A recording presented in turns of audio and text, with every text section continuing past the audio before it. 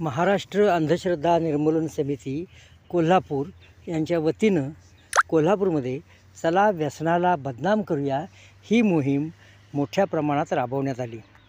दारूच्या बाटलीच्या प्रतिमेला प्राथमिक शाळा, माध्यमिक शाळा, महाविद्यालयीन आणि त्यानंतर सर्वसामान्य लोकांच्यासाठी जाहीरपणे चौकामध्ये हा कार्यक्रम घेण्यात आला.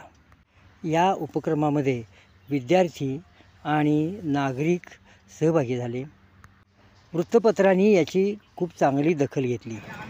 यातील काही क्षणचित्रे आपण पाहतो आहोत. एका बाजूने दारूसारख्या व्यसनाला प्रतिष्ठा प्राप्त होत आहे. शासन पहाटे 5 वाजेपर्यंत पब चालू ठेवा असं आवाहन करत आहे.